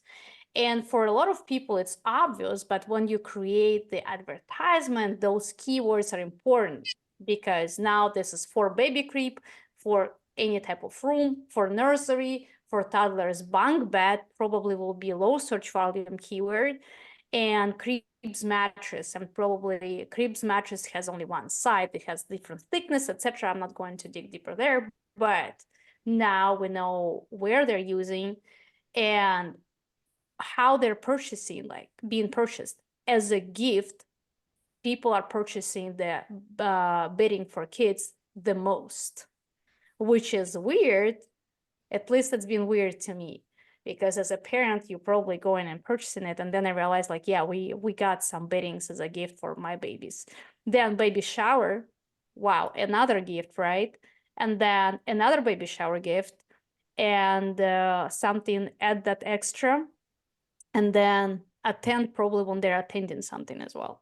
So now we're looking at the usage scenario, and we can also see, like, as a Christmas gift, probably because we've been scraping it recently, and recently was Christmas, but still 66%. It's almost 67% people are purchasing this product as a Christmas gift, and then crib bedding 28%. So this number probably will increase in a month, because this Christmas reviews will be somewhere on the back. And toddler mattress, So great. this is all the data, all the I guess, yeah. But where do you start this journey again? With this platform? It's Voice Voc AI. AI. Voice means like Voc- a voice in Russian, right? Voice, or that's No, it's Golos? No. Voc AI, VOC, Oh, got it. Okay. AI, yeah. So, and this is super cool stuff when when you develop the product, you're looking at rating optimization, and here the downside of the product, where the product can be returned. So thin, cheap, poor quality cotton material, right? So it's bad, and that's why you should avoid this stuff to make your product better. And this side is your positivity about your product. And then if we're looking at the customer sentiment, again, we have 67 almost % of people that hate this product because it contains thin blanket or cheap material. It's 33%, which means if Andrew Morgans will decide to launch this product, he is going to recreate this product better, making it higher quality, thicker, and not looking cheap, right? So, and then same things happening about positive feedback. People also complaining about the designs when I was reading through the products. And then here's great stuff is buyer's motivation to purchase. So here you can think, can I increase not just the value, but the price for the product? Will people pay me more? And they will, if you will provide good quality and the value at the great price, because clearly a agglomerate of 80% of people are talking to us about that. And then customer expectations, again, they want affordable sheet set, larger blanket, more designs, cotton material, softer material. So, and here, like literally within several seconds, you can scrape everything about the products, about your competitors, because your competitors did the job for you. And you're the one who is like, do I want to take it on a silver plate for myself, or I want to reject it and keep searching on Alibaba, launching on Amazon? And pricing looks like it's like $99 and up, yeah? Well, if you have coupon codes, you can use it at $1 a month. You have? First month. I do. Drop it in. What are you waiting for?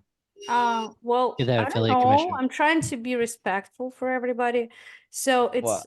Bella. That's very respectful. If it's $1 a month instead of 100, I think it's doing a lot of respect. It's good. Yeah, the coupon code is Bella98. Did you- 98. You heard it here first, folks. Yeah, go ahead. Did you all see that article that Spencer Soper put out that Temu, as it turns out, has more boomer shoppers than any? So I had noticed when Isabella was going through that and said that grandmas are our target here, then you could even think about selling it on Temu. Hot tip, because that's what Spencer told us, and I believe him. And another part is also interesting. A lot of Chinese buyers, they're purchasing from Amazon because for them it's cheaper to order from Amazon US than from Amazon China. So I'm wondering if Chinese people will start ordering from Temu right now, or they won't. Because right now they're shopping here in US. Yeah, they are. And I don't know, I mean, I haven't used that tool specifically, but I know, really obviously very category dependent. But I could see a tool like that being really, really helpful for things like specific color variations. Like, when you think about oh, should we do it in, these 6? Something like that could really help you zero in specifically on, okay, if I know these are top selling products, right, they're going to come in all sorts of variations, but you can probably use that tool to determine, oh, we see it's most often it's the pink variation, it's whatever this variation is, and that can help kind of zero in on, like, we know for, again, certain categories that like color variation is like much more associated with like top selling ASINs. They have a specific color variation. Now, again, not every category is going to be like that, but I could see betting being one that's very similar to that. And you could absolutely use that tool for something like that. I think that's a great. Yeah, 100%. And Um, go ahead. I was just going to mention something quick on the custom GPTs, like for anyone that doesn't know. That's where you're using Chat GPT or 4.0. There's a lot of different ways to speak to that.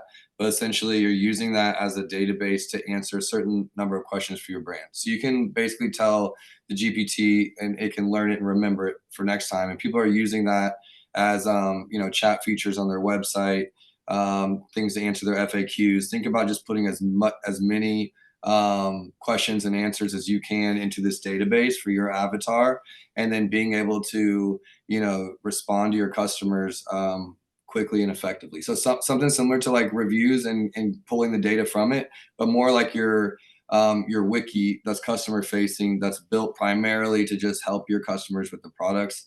That's an example. Another example would be if you took all of my content for the last 10 years, transcribed it, put it into Word docs, and then you uploaded that to the custom GPT.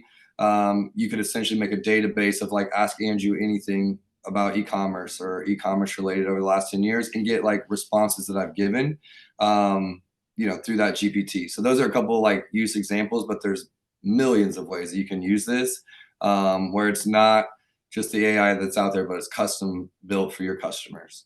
Question to you.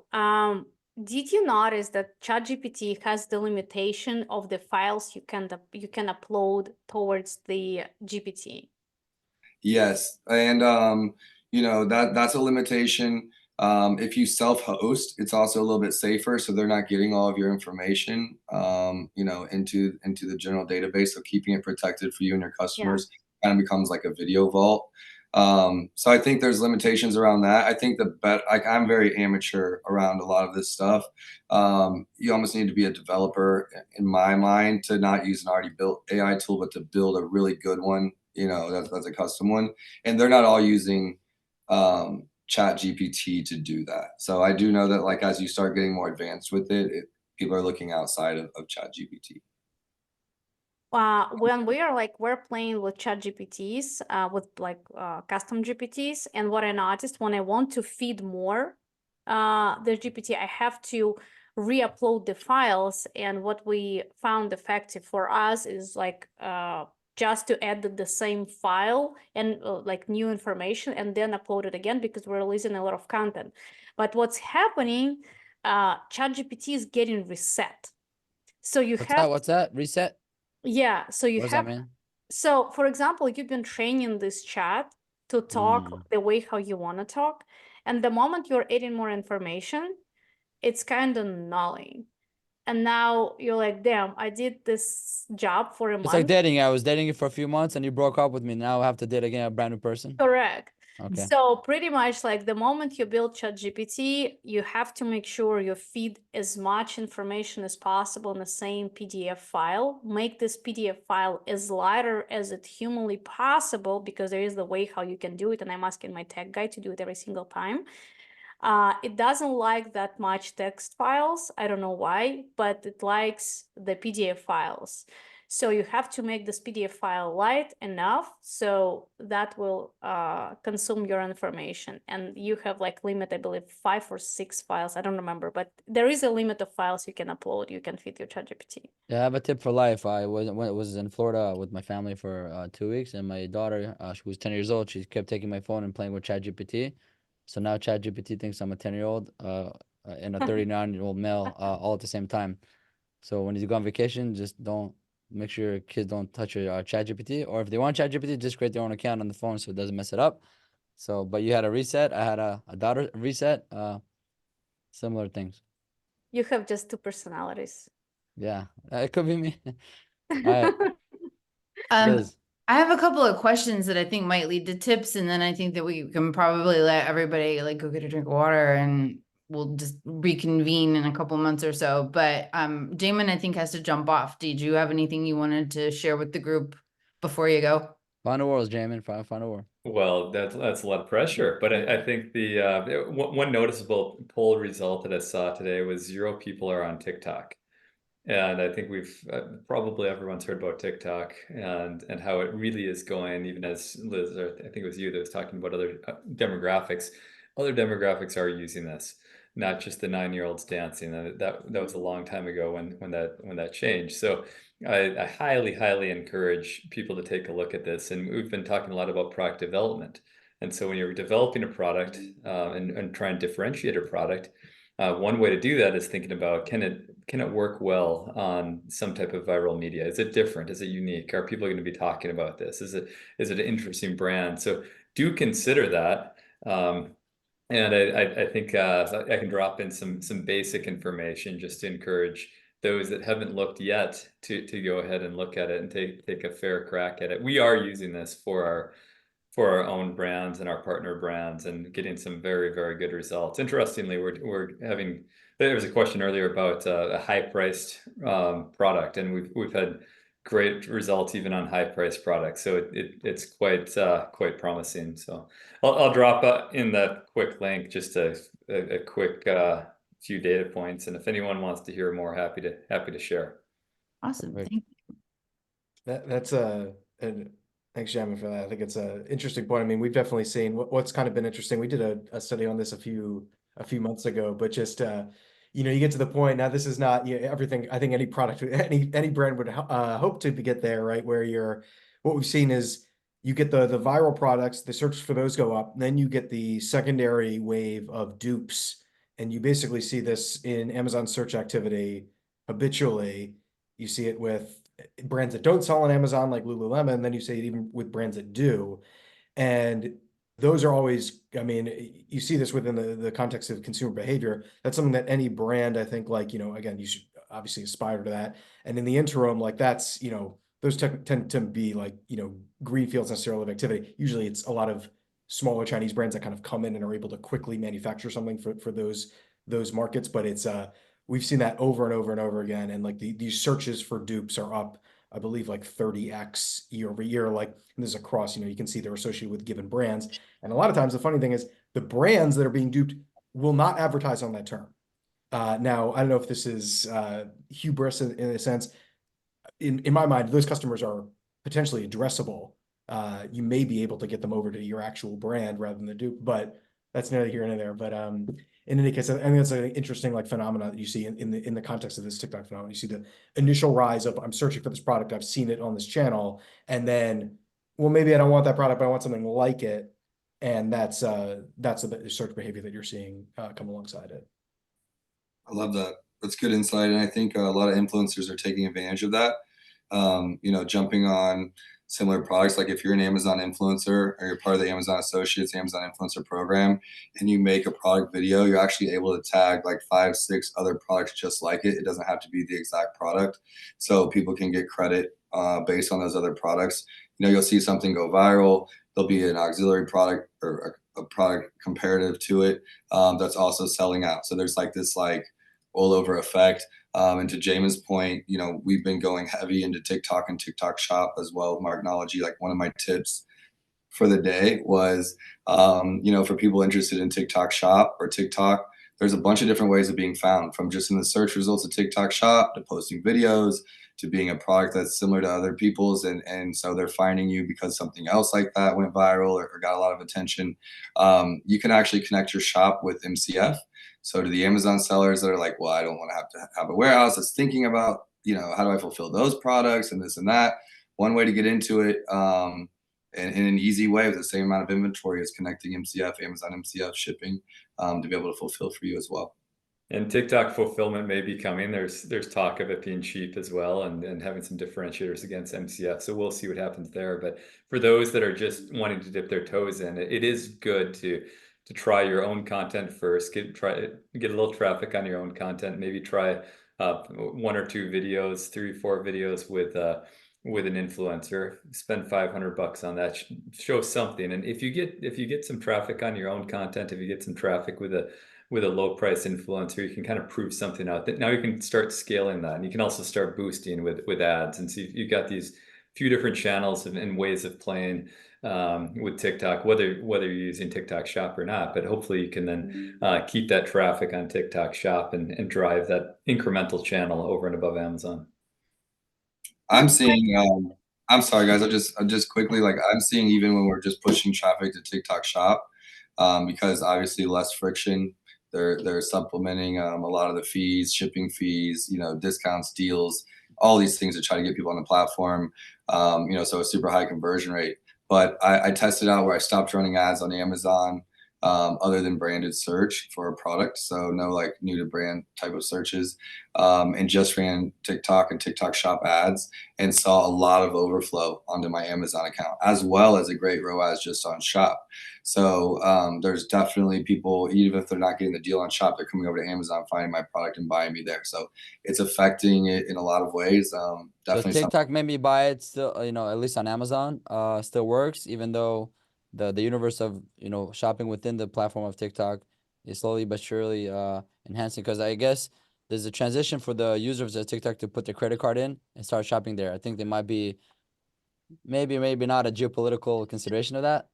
But maybe for the older generation, but the younger generation, I don't think they really care. So they might be flaming into just putting their credit card, debit card, and shopping it. I don't know, Andrew.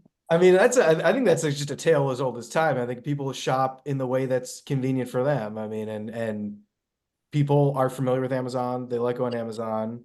It's the same reason why you can have a robust direct-to-consumer operation, but people will still search for your product on Amazon. Doesn't matter, even if you've got. I mean, think about it, like Nike. It's a halo effect. It spills. Nike has built their entire business on we're not selling on Amazon, right? We're going to go D2C. Yet Nike remains one of the most search terms on Amazon. So it's like that's obviously a huge example, but this happens across any product that you're going to see that is a microcosm similar to Google, where when you get kind of that organic groundswell of support or paid groundswell of support, that traffic naturally flows to Amazon and you see activity boost there. So, you know, it's just TikTok still strong for Amazon, no doubt. But also if you get within and better conversion, why not? I think in general, if you're really trying to build a brand, your fiduciary duty is to be available to your end target client user anywhere they really can. Obviously, Amazon's the 900-pound gorilla for close to everything or anything, so you have to be there. But TikTok, for some categories, could be flaming fire, so you have to be there as well. Yeah, quick question, Andrew, to you. Because you're working with TikTok a lot, so I just got approved to have a shop on TikTok. So I got approved today. So when you have this TikTok shop and your personal account, when you're creating content, is it mixing up with your personal content, or you can somehow separate it? That Andrew. That Andrew. Are you both doing? We're both Andrew. No, there's Drew and there's Andrew. I know you both Andrews. I mean, are you both? You're not both doing TikTok, right? I'd say that's more in Drew's camp. Yeah, In this case, it's Drew. We got the Drew with an A and Drew with no A. Let's go. I didn't want to assume. You know, honestly, the people that are really crushing it on TikTok have like 20 accounts, 50 accounts, 100 accounts. Okay. You know, does not have to be Andrew Morgan's personal account. It does not have to be Skin Fuel Tattoos brand account. You know, they can be auxiliary accounts too. Like you could have a negative account like that's about negative media if you wanted, and one about positive media, and one that's like on point brand content. If they're driving traffic, you know, you can have 3 and direct them different ways. You know, I think there's an advantage to having multiple accounts and sending traffic from multiple sources, you know, especially if you're doing one that's doing UGC, one that's more like on brand content, more top of funnel. You can have different approaches. They don't have to all live under the same account. So it shouldn't, it doesn't mean if like my TikTok shop is under my personal account and then I'm driving traffic from something else. So it's I mean, like it's not related, right? And TikTok will not be mad at this. No, I don't believe so. Okay, cool. That's awesome. I'm so about Amazon and Amazon related and unrelated accounts. So now I'm a freak if I have 2 accounts and I'm scared to be suspended. I think it's good to use the fear from Amazon as that's what could come with almost any platform. I sell on Poshmark and I am like trying to get to that Posh ambassador status, and you have to share like 5,000 listings. And I will only share stuff that I would actually buy because I have this idea that someday my personal brand will matter on that marketplace. It probably won't, but like, you know, stay You just gotta yeah, believe. authentic. Yeah. I have my standards. I have a question for Becky, and I don't know if this will relate to a tip or not, but I got an Amazon seller feedback request before I got the package. Are you hearing about that happening a lot? Don't do that. But hold on, how Bad long practice. till Yeah. you get the product? And I mean, the product came a day or two later, and they sent it right away, or the product came like a week or two later, and they sent it 3 days after you order it. What was the time frames, the cutoff times? I ordered the product. 2 days later, I got the how would you rate your transaction at Amazon.com. So did that come from Amazon or was that sent by the seller? Yeah, that's how like Becky? the seller clicked the Becky go. Because it only Oh, has yeah. the star rating for seller feedback. It doesn't have seller feedback and product review. So is that the one Nope. that Amazon just roguely sends and they never tell you they're going to send it? Well, so it was feedback, not review. Just feedback, not review. Okay. Yeah, because they're rolling out the one-tap feedback. You know, like they came out with the one-tap reviews a few years ago, and that seems like it's still in beta and things are kind of rolling out slowly. So it sounds like maybe you got that. Could be, I'm yeah, not it's Amazon thing, a glitch or a Yeah, fling I'm really instead of a seller. concerned because if I was not, you know, if I was a muggle, I would say I'm not happy at all with my experience because you asked me and I haven't gotten this product yet and I still don't have my hand soap. So WTH. But Yeah. I know better than to do that to that seller. So I didn't do it. So So I Becky, what's guess good It's best practices? also really Yeah. odd because Maybe you should if- so they can learn. yeah, I was just gonna say if Amazon sent it, it seems like they would have waited until the order was delivered since feedback is about the delivery process. If you bought it from a third party seller, if you want to give them a courtesy, say reach out. Just, I didn't get it. I don't know if that's a consideration or not, but actually from the industry or whatever, if you like. And I think, it's better if you wait to make sure the consumers get it so they can actually give a review instead of saying, I didn't get it and it's a 1 star. I'll take a screenshot of it and I'll send it to the seller and I'll tell the seller that they need to talk to Becky There we about go. best practices. And if they say, hey, Amazon said that, then I'll refer them to somebody who can open a Let's case. just also invite them for the next the next Ecom Cooperative webinar. So can't Yeah, go wrong. Triple wins here. All right. So what are we getting up now, Liz? Well, I'm tired and I'm hungry. So I think that we can wrap it up if everybody wants just to give a final thought, or it doesn't have to be a tip because we've had more than 24 tips. So if you want to just have some parting words, if you want to say how to reach you on TikTok or LinkedIn or whatever. And I thank you all for coming and we'll see all of you at the next one. We're going to do a lot more of these. So Do by the tiles. Look at the tiles one by one. They'll say the farewells, and maybe they could drop their links or email addresses so the attendees can reach out later for any matter or subject. Go ahead. Yeah. So it was great being here. Great hearing some awesome stuff from all of you. Definitely taking some good tips away. I'd say for anyone online and any of you here, definitely check out outside of the studies that I talked about, which are all on momentumcommerce.com. We also have a bunch of free tools there too. So we got one where you can look at the search volume of a given brand, given term. You can look at in a given week who had the most share of voice, gain, loss, etc. within a given category. You can also see, most popular keywords in a specific category. Can be helpful. They're free. So check them out, momentumcommerce.com. Just encourage you to use it as much as you want. So On a professional and personal note, I love the Momentum Commerce content. It's just rich and really high quality. So thank you guys for putting those out. Yeah, that's it's the guy you. that does it. Damn. All right, Great Zach. job. All right. Thanks for having me. I think that we started the conversation with profitability on Amazon, and I think that's where I'm going to end it. We talk about tools, not AI tools, but tools.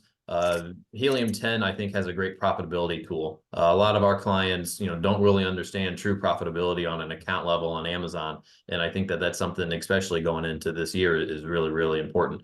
Looking at total sales after FBA fees, referral fees, COGS. refunds, gift wrap promotions, etc. I think refunds is something that we see that I don't think people truly understand how much margin that really eats into your bottom line. So that's something that I recommend, parting ways, something to maybe look into for 2024.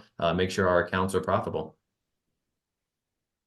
I'm gonna Nice. ping over to Liz because I think that she will say something similar that will feel good to go into that one. Well, thanks again for having me, everybody. It was such a joy to speak with you all and learn so many things alongside those of us attending. My final parting words are also going to be on the dollar side. So sellers are always looking for working capital, and we can certainly help on that end, but we also have some free tools to help you better understand profitability and cash flow as well at Viably. You can head to runviably.com, take a peek both into our digital banking offerings, but also our funding options, especially as you start planning ahead for all of the holidays that are on our way in 2024. There's lots to think about. It might not be July, but that's going to be here before we know Valentine's it. Day. Anybody? That's what I was going to Valentine's Day. say. Here I am. My two boys are in preschool, and I have been hunting for their Valentine's There we go. things to share with classmates. So yes, there is a lot on the horizon for Q1 and beyond. But yeah, check us out at Run Viably, and also hope to see some of you guys at Prosper. Yeah. Liz, All who's right. next? Becky. All right. Well, yes, thank you for including me. This has been awesome. One thing I just wanted to point out before we all leave today is there are a lot of features that Amazon exposes to you for free, especially if you're brand registered. And one that I think came out at Accelerate that hasn't gotten as much attention as frankly I would think it would is brand tailored promotions. So that actually lets you go in and send emails for free to your repeat customers, your brand cart abandoners, high spend customers, brand followers, all kinds of segmenting. Amazon has, as we know, a ton of demographic and audience data, and that's just a really great way to contact those people for free with special offers, new products. And so just make sure that you're not sleeping on features like that because that's incredible. So yeah, and you can find me at ecomengine.com, and I'm on LinkedIn and happy to connect with anyone. Becky, thanks again for all the content out there for so many years. It's amazing. It's incredible. You're a giant. Best Thank you for content in that. the industry. There you Ryan. go. Yeah, everyone. Thanks for letting me join from my corner of the internet. It's always a pleasure, and you learn so much just by like actively listening to people like this. So if you're a seller who's joining webinars like this, there's a lot that you can be focusing on. A lot of us have a good view of the landscape, so we want to make sure that you're successful. Of course, if you want to connect with me, go ahead and connect with me on LinkedIn. But tips, I would say, like right now, specifically where we are in 2024, it's always important, like product inventory, especially if we're sourcing from China. I just want to leave on this tip. It's Chinese New Year. A lot of people go on vacation, or obviously they go and celebrate Chinese New Year. When they come back, they're retraining. There's a lot of new employees. So your factory that you might have a working relationship, there might not be that same consistency all the time. So make sure you just product tech check your products or inventory, just the quality of your product, whether it be a slight change of color or a slight adjustment of the material, how it's built.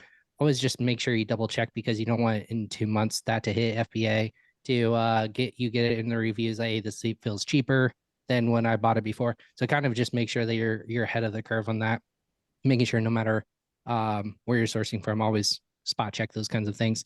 But for global expansion, we're seeing lots of sellers at Frisbi who are looking into different marketplaces where they can be successful, adding on to those marketplaces. I myself am a data nerd, so I always look for opportunities for categories or top sellers who might be successful in those places. So that's what we do. You can check us out at frisbi.com.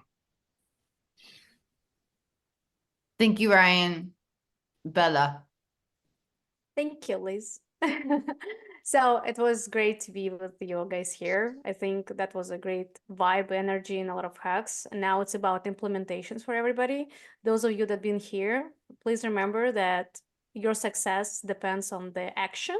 And you hear about action a lot every single day. Take an action, take an action. It's like always here, but so now you have to take an action. Also, we launched a newsletter about product development, product research, and a lot of like cool stuff there. Please subscribe via the link that Yoni just dropped into the chat. It's completely free, no promo, nothing, just knowledge, just important tips for you, some information I'm sharing there about myself, because behind every single business is the personality, and Drew will confirm that behind every single brand supposed to be the person that you trust. So we are about brand and storytelling here, and looking forward to see your guys' success and to hanging out with all of you soon. Cheers for 2024, right? Yay! There you go. Andrew? Yes, thanks to everybody that tuned in, and to the rest of my panelists. Marknology is a full service marketplace e-commerce agency. So from warehousing to 10 plus years as a team on Amazon, always looking to partner with brands, looking to prepare for exit, looking to scale, looking to improve their content, storytelling, whatever that looks like for you. Profitability is a big thing, at least in 2023, and I don't think it's going away in 2024. I mean, that was the conversation of the day every day, it felt like. So, profitability and thinking about the numbers is not as fun. So, we like to think about TikTok Shop and ways we can grow as well as ways we can lean up. But I think TikTok and TikTok Shop, I just been doing this a long time. I'm telling you, it feels like the early days of Amazon in regards to this platform. You can probably survive without it. You can find your way, but it is a big opportunity, especially for people looking to, how can I do something with low cost? If you have more time than you have budget with you and your team, you can be posting videos, content about your products, and honestly getting quite a bit of eyeballs on your product, even organically. So please don't sleep on that. Hope to see everybody around this year. Plenty of events going on. And thanks for your time and attention. There you go. And Yoni? Oh, Yoni. Oh, yeah. So thank you everybody for joining. I think we crossed the 24 tips. I think mission accomplished. Thank you so much for that. All the insights, all the wisdom. Yeah, it's just I'll give it back to you, Liz. I'll make it short and sweet on my side. No worries. Well, thanks everybody for coming. Check out the replay when you get that in your email. Keep an eye on the ecomcooperative.com. We're opening up the Knowledge Center. We're going to get a lot of great contributions from all over the industry. So things are changing fast at Teco. Keep your eyes on it. All right. So in 3 seconds, I'll stop the recording, and then I'll stop the live stream. And then we can go a little bit backstage, everybody, and do some stuff that is not going to be outside. So 3, 2, 1.